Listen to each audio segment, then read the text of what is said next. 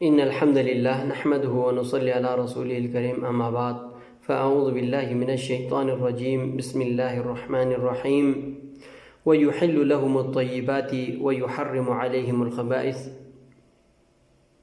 سامعین محترم، اس مبارک مہینے کا ایک عظیم تقاضا تقوی اور پرہیزگاری ہے، یعنی اللہ تبارک و تعالیٰ کا خوف خدا دل میں رکھنا، یہ اس مبارک مہینے کا بہت بڑا عظیم تقاضا ہے، کیونکہ اللہ نے فرمایا کتب علیکم الصیام کما کتب علی الذین من قبلکم لعلکم تتقون۔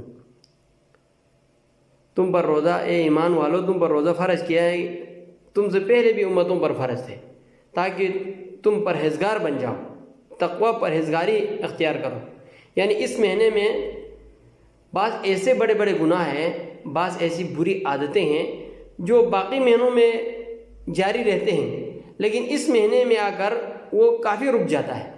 جیسے جو لوگوں کی ایک عادت ہے سگریٹ نوشی، تمباکو پیتے ہیں، یہ ایک بری عادت ہے، بہت بری عادت ہے۔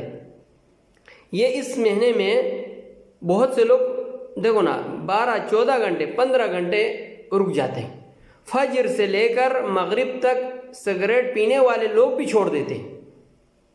اب باقی کتنا باقی رہا؟ 8 گھنٹے۔ اب ایک انسان 15 گھنٹے صبر کر سکتا ہے، 14 گھنٹے بچ سکتا ہے، تو باقی 8 گھنٹے بچنے میں کوئی مسئلہ نہیں ہے۔ اور اس چیز کو کوئی بھی نہیں کہتا یہ پاکیزہ چیز ہے۔ یہ سگریٹ نوشی خبیث چیزوں میں شامل ہے۔ اگر یہ پاکیزہ چیز ہوتے ضرور اس کو لا کر اپنے والدین کو اور بیوی بچوں کو سب سے پہلے پلاتے۔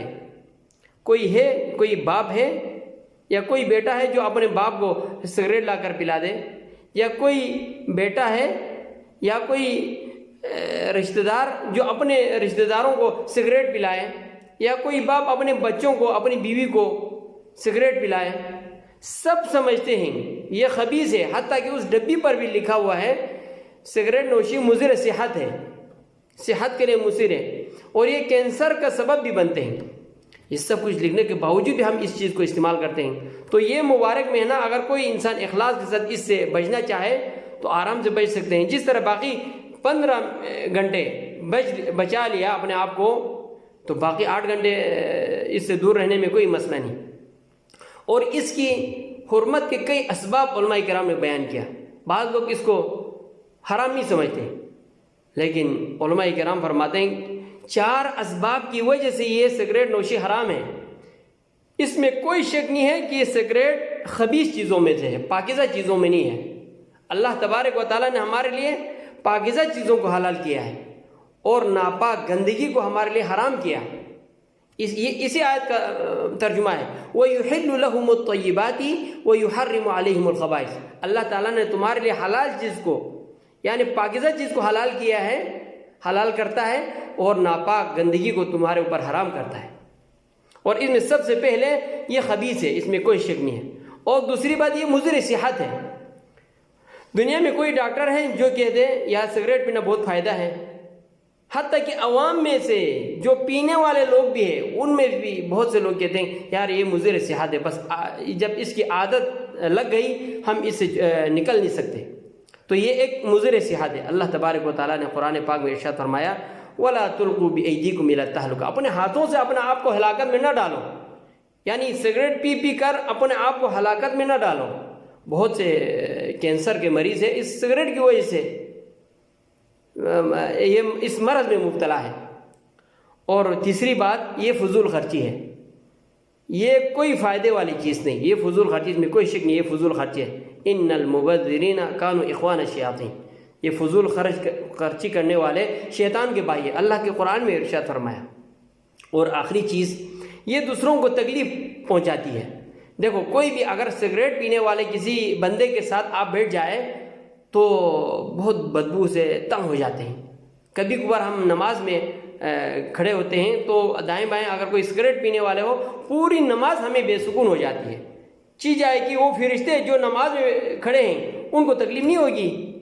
اللہ کے پیارے نبی علیہ الصلوۃ والسلام نے ایک چیز کھانے کے لحاظ سے حلال ہے، اس کے باوجود صحیح بخاری کی روایت میں فرمایا 853 نمبر حدیث میں فرماتے ہیں ما اکل من هذه الشجرة یعنی الثوم فلا يقربن مسجدنا. صحیح بخاری کی روایت میں فرمایا کوئی بھی بندہ اس درخت سے اس چیز کو کھا کر آئے گا یعنی الثوم یعنی سوم کو کھا کر آئے گا فلا يقربن مسجدنا وہ ہمارے مسجد کے قریب بھی نہ جائے. تو ہمیں چاہیے کہ ہم جب ایک سوم سے لسن سے ہم بچتے ہیں, لسن سوم عربی میں لسن کو کہتے ہیں, لسن جو ہمارے سالن میں استعمال ہوتی ہے, جب لہسن سے ہمیں منع فرمایا جب اس کو کھا کر مسجد میں نہ آؤ کہ ہم سگریٹ پی کر مسجد میں جائے, سگریٹ پی کر اچھے اچھے مجلسوں میں بیٹھ جائے, تو اس سے انسانوں کو بہت تکلیف ہوتی ہے, انسانوں سے بڑھ کر فرشتوں کو بھی بہت تکلیف ہوتی ہے. تو تمام بھائیوں کو چاہیے یہ مبارک مہینہ جس طرح حلال سے ہم رکتے ہیں, پانی نہیں پیتے, کھانا نہیں کھاتے, روٹی نہیں کھاتے, اپنی بیوی کے پاس نہیں بیٹھتے, تو ہم اس حرام کا ارتکاب کیوں کرتے ہیں جس کو اللہ تبارک و تعالیٰ نے اللہ کے پیارے نبی علیہ الصلاۃ والسلام کی زبانی یہ چیز خبیث چیز ہے, یہ جائز نہیں ہے, حرام ہے.